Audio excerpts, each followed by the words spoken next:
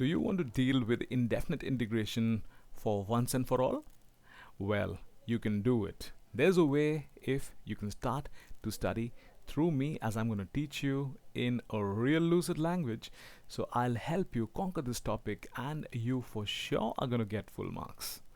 So here we are going to talk about indefinite integration, and today is the last day for looking up the third formula where it is of the same type like an irrational, which is there in the numerator. So we've already discussed root of a square minus x square, right? Integral of it, and then dx. Then we've also talked about root of x square plus a square dx, and obviously the integral of it. And today we are going to discuss the third musketeer, that is root of x square minus a square integral, and obviously a dx, right? As you know that in the short you already looked up the formula, right? So otherwise also I'll give you a briefing about it, and then we'll be looking up a sum which I'll put up to you as a challenge. I'll give you a little time, you try it out, and then we'll be discussing the sum. So first, children, the formulae. The formula that we are to discuss, right? I already told you all the three, but here we are going to talk about integral of root of x square minus a square dx, which is equal to x upon 2 times of the function which is root of x square minus a square, right, and minus a square upon 2 times of log of mod of x plus root of x square minus a square plus c. Like I told you, a common fact which is there in all of these three formulae, that is, the first term is going to be the function and it will be multiplied with x upon 2. Then the second term will be the integral as if this was there in the denominator, right? So you did a integration of dx, which was divided by root of x square minus a square. Remember that? Well, I'll remind you again. And then we got the second term. So if, say, now we talk about here quickly integration of dx, and in the denominator we have here root of x square minus a square. Do you remember this was equal to log of mod of x plus root of x square minus a square, right, and plus c. So aren't you seeing that the second term is actually this, right?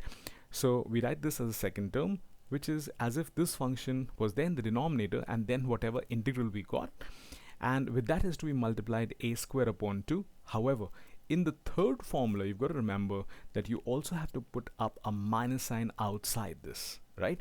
So you can just think it out to be this way, like suppose there are two boys who have a fight and they want to settle it out, right, out of their homes. They don't want to enter their home and let that quarrel enter their home. As such, it will become, you know, a big case, right? And probably the families will start fighting together among themselves.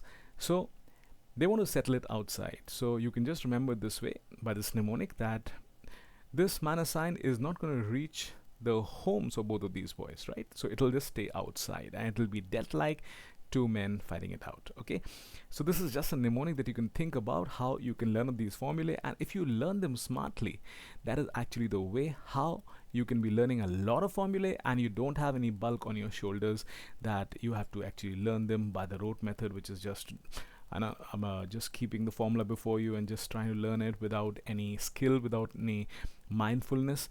Obviously that's a waste of time. Okay, so I think I have been able to tell you what the formula is. I've also told you a mnemonic how we can go about and always remember this formula. Now children, a task before you. This is not a Herculean one, but this is a simple sum that I've given you. You might think that probably this is a very tough one, but it is not, right?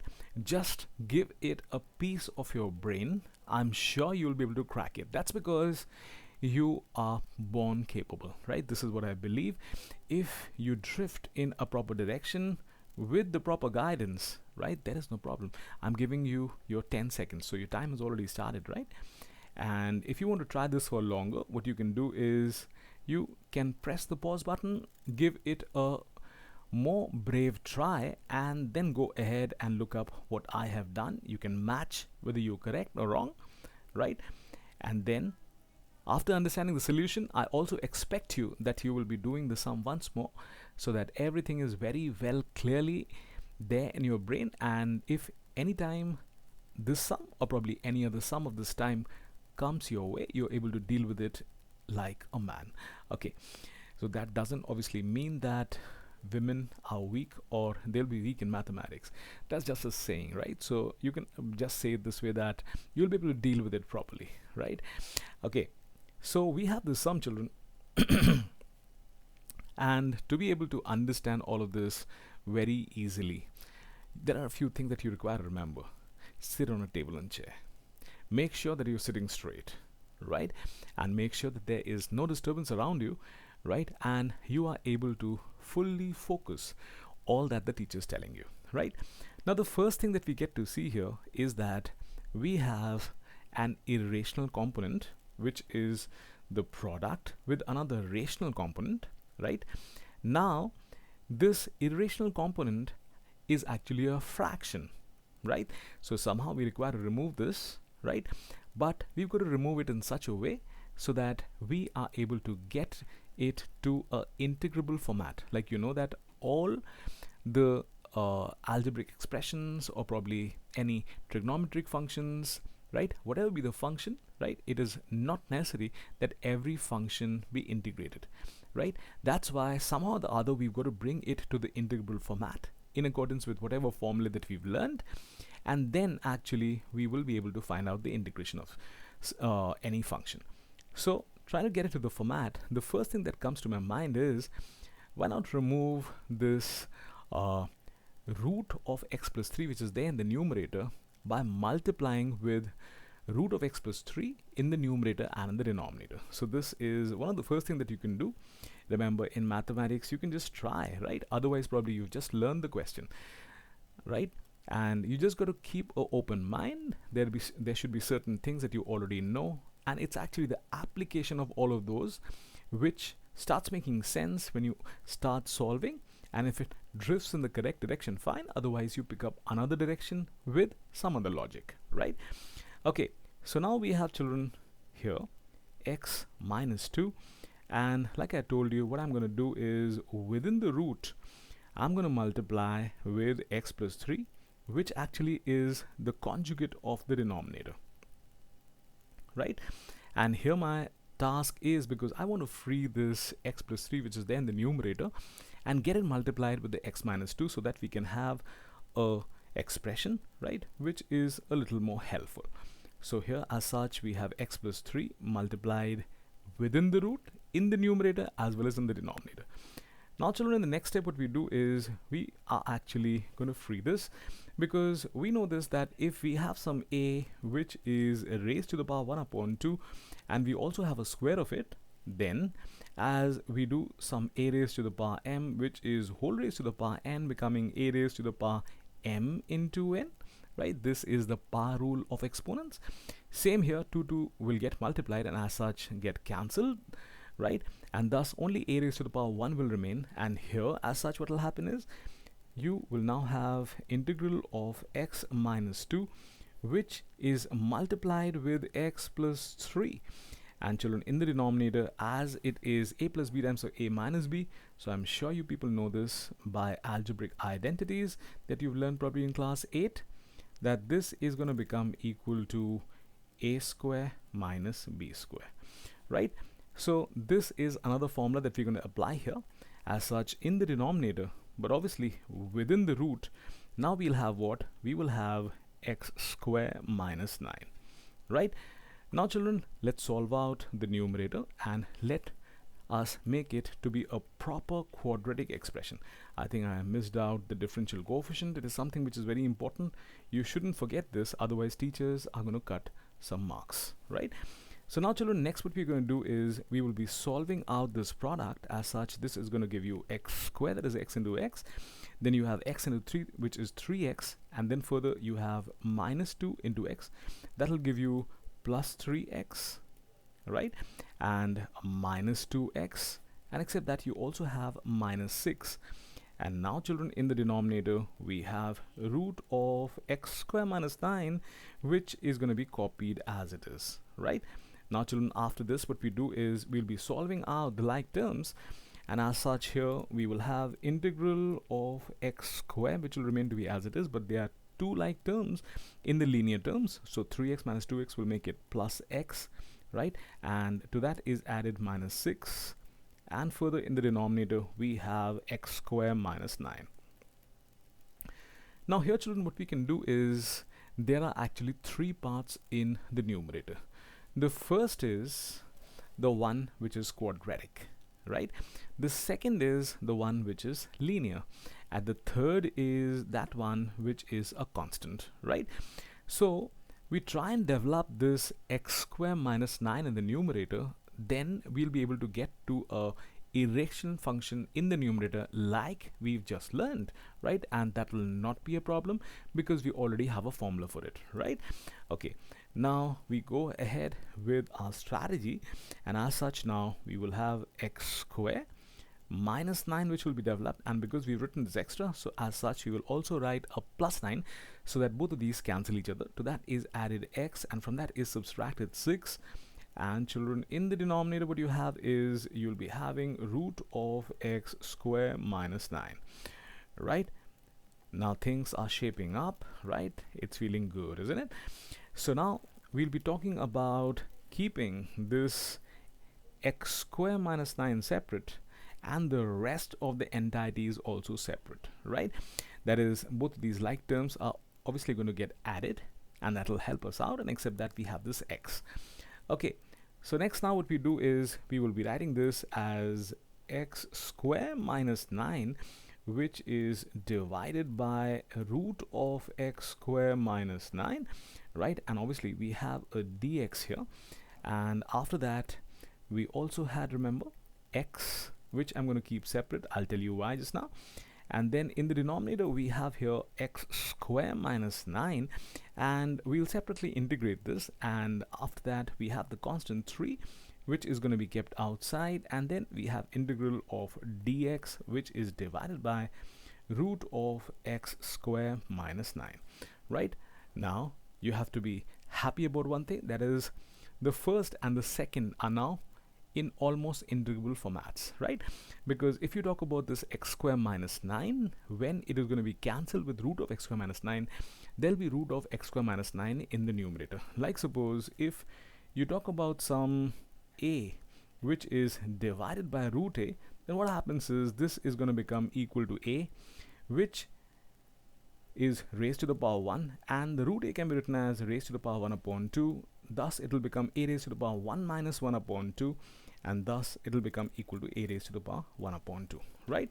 And this is the reason, children, that the first expression for which we have to integrate is just going to become root of x square minus 9. Now, like I told you, I have something in mind for the second function as well.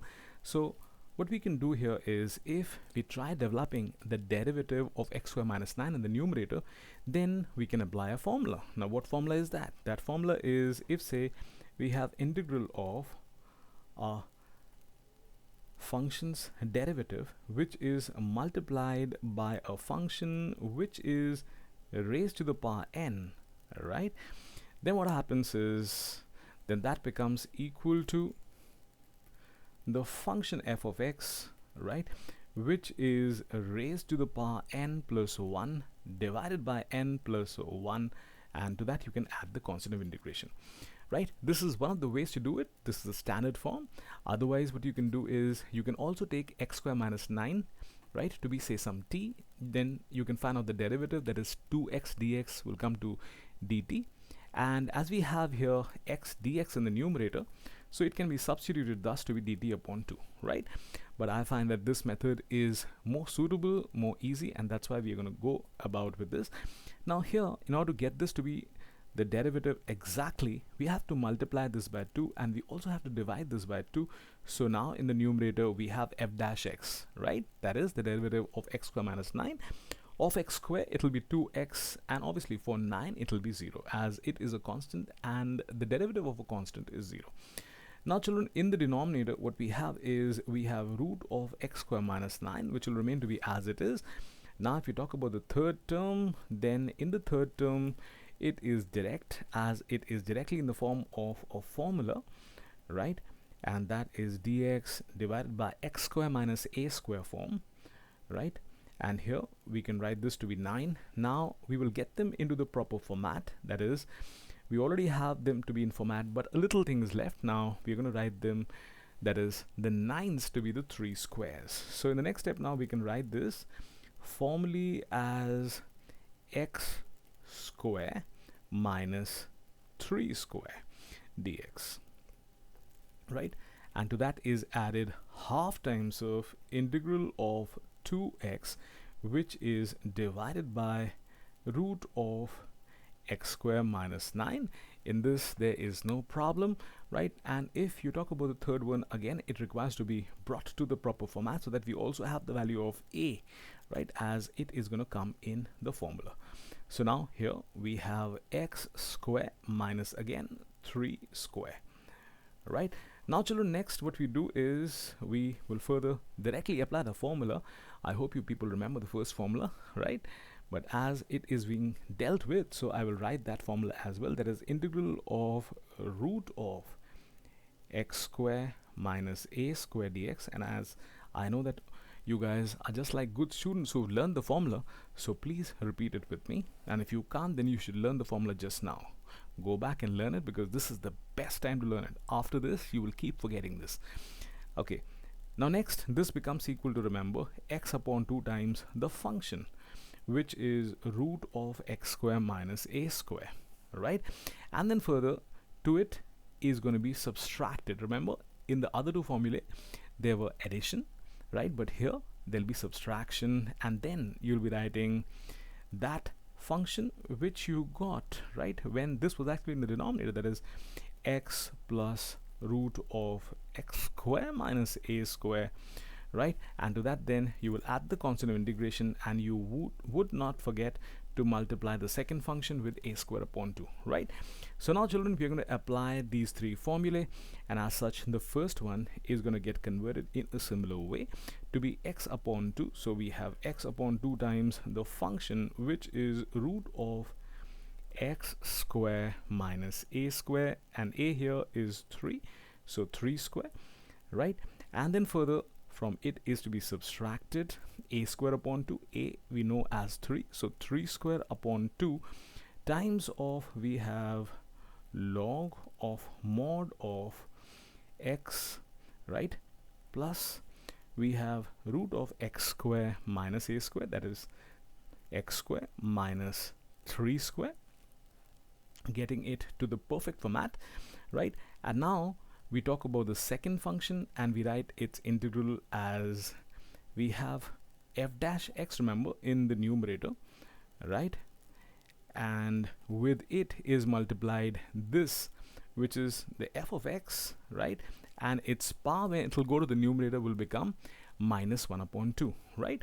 So as such here we will now have here f of x, which is x square minus 9, right? And its power will be minus 1 upon 2 plus 1, and then it will be divided by minus 1 upon 2 plus 1. Did you understand this? Okay, now next after this we'll be talking about the last function, which is very simple. So here further we will have plus, and then we will write log of mod of x plus root of x square minus a square, that is x square minus 3 square, right? Now children, we will quickly look up whether there was some number which was multiplied. Yeah, there was this number 3 which was multiplied. I've missed it out, so I will write that, right? So there is this 3 that I will write in continuity, and finally in the final answer also there'll be this 3 that will be there.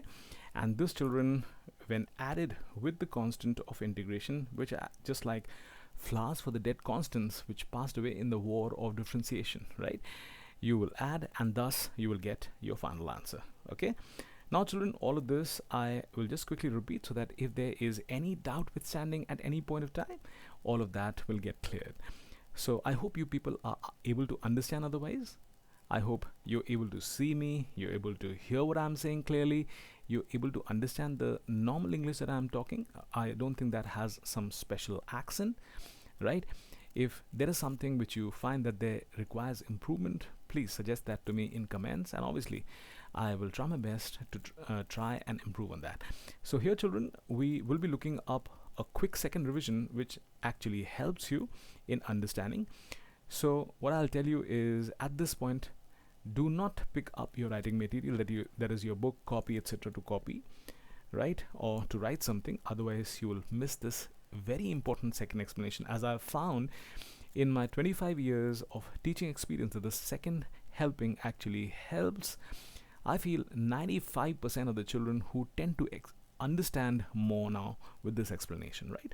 So let's go ahead with this. So here we had this irrational expression which was multiplied by a irrational expression. Now the irrational expression was in the numerator and in the denominator. That means it was a fraction. So our first task is to liberate as much from the chains of the square root function, right? And for that, what we do is we multiply with x plus 3 in the numerator and in the denominator, so that this x plus 3 gets to be free and it can get multiplied with this x minus 2, right?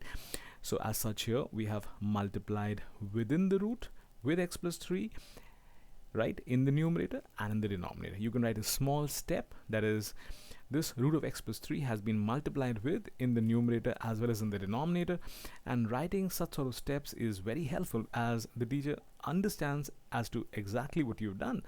So here you can say that root of x plus 3 is multiplied to the numerator and to the denominator, and this is much more than enough, right? So this root of x plus 3, as it has been multiplied to the numerator and the denominator, the numerator will now have something like a raised to the power 1 upon 2, which is whole raised to the power 2, as this will become x plus 3 raised to the power 2, which is whole raised to the power 1 upon 2. So by the power rule of exponents, right, we will have m and n which will get multiplied, and in this case what will happen is 2 will get cancelled and x plus 3 will be liberated. It will be independent, right? Excuse me. And in the denominator you will have x minus 3 multiplied with x plus 3, which will actually become equal to root of x square minus 9. Now next, what you do is, if you have this binomial and a newly independent binomial, what do you do is, both of these can be multiplied together, right? Just like two individuals come together and have a good friendship, so they will have a good friendship and will take it to the next level by actually expanding themselves, right? So here you will have x squared plus 3x minus 2x and minus 6, right? For the 3x and 2x are actually like terms, so 3x minus 2x will make it plus x, right? So x squared plus x minus 6 is the leftover expression. Now we have three types of terms in the numerator. One is the quadratic term, second is the linear term, and the third is the constant term. So what you do in this is, we actually first plan out with the first one, which is up here, that is the quadratic term. And if we can just add to it minus 9 and subtract from it minus 9, that is minus minus plus 9, right, we will now have brought in the numerator something like the denominator. So like I discussed just now here, a upon root a is actually going to give you root a in the numerator, and obviously you can look that up by writing their powers as 1 and 1 upon 2. And as you know this, that if you talk about some a raised to the power m, which when divided by a raised to the power n, we here use the quotient rule of exponents, and this becomes equal to a raised to the power m minus n, right? So here too it will become 1 minus 1 upon 2, that is 1 upon 2, right? And thus you will have root of x square minus 9 here. And as we've just studied, this is a formula that we already know, right? We'll be applying it when required. So this is the first function which has been brought in terms of a formula. That means now we have it in terms of an integrable function, right? We are sure about that. Now we go ahead with the linear term, and here we find that if we can somehow or the other make this x as the derivative of the function which is in the denominator, right, then we can actually write it in the form of f dash x, which is the derivative of the function multiplied with the function raised to some power n, right? And in that case, this is just dealt as you treat x raised to the power n. So this will become f of x raised to the power n plus 1 divided by n plus 1 plus c, right? So here too, children, what will happen is when this x square minus 9 goes over to the numerator, it will become x square minus 9 raised to the power minus 1 upon 2, right? And since it is multiplied with f dash x, which we develop by multiplying and dividing by 2, right? So we thus have f dash x into f of x, which is raised to the power minus 1 upon 2. As such, this will become f of x raised to the power minus 1 upon 2 plus 1, right, divided by minus 1 upon 2 plus 1, right? This obviously will get calculated to 1 upon 2, right? So you have the part of this to be 1 upon 2, which can be written as root of x square minus 9. You can write that as a simplification in the next step, and in the denominator also you will get a plus half. Now we talk about the third function, which is the simplest. The constant has been taken outside, and except that now remember, we had two constants. As we wrote minus 9, we had to write plus 9. Now plus 9, when it gets added to minus 6, it becomes equal to plus 3. Now this plus 3, as it is a constant, it will be taken out of this integration process, and we have dx upon root of x square minus a square type, that is minus 3 square, which requires to be integrated. So as such, this here is written in the proper format, just like 3 times the integral of dx upon root of x square minus 3 square. So as such, here what will happen is this will then become equal to 3 times of log of mod of x plus root of x square minus 3 square, to which the constant of integration will be added, right? You shouldn't be irked, because that was my daughter Shreyasi, who probably was shrieking because she's just got up from sleep, right? Never mind. I hope you have been able to understand this for sure. So now, children, you know that you know a sum, right? And I told you 2 ways to be able to prove this, right? Remember, I told you one of the ways was the trigonometric method, right, where Mr. Trigonometry comes to the help of Miss Algebra, right? And then we have another method, which is the algebraic method, right? So here we have Mr. Trigonometry, and here we have a smart Miss Algebra who will handle the problem her own self. Now this integral of root of x square minus a square dx is thus going to be proved by both of these ways. And I want you people to get to the Google Classroom link, which is there in the description of my YouTube video. And there, although this page is going to be there where I have worked and explained these things to you, so that you don't have to copy from the video, right? And except that, you also have an access to a practice question, right? So after doing this sum once, right, taking a pic of it and sending it to the same Google Classroom class 12 group, right, and then after that you do the derivations of by both of these methods, and then finally the practice sum also requires to be done, right? If you keep working like this, learning, then practicing, then I can assure you that integration is really going to become your cup of tea, and you will sip it with joy. Now at the moment, I'll bid you adieu. This is Sourobh Kumar Dotto, and I'm here to help you out in mathematics. If there is anything more you require to know, just, there is a form, a Google form link, which is there in the description. Do fill it up, tell me what your problem is. Then I'll either waitlist you to any of the courses which are beginning, or probably if there is a very much wanting a problem, then probably I'll get you live directly and I'll sort out what your problem is, right? It's all help that's going to come from my side, and it's all to assure that you people really do well in mathematics.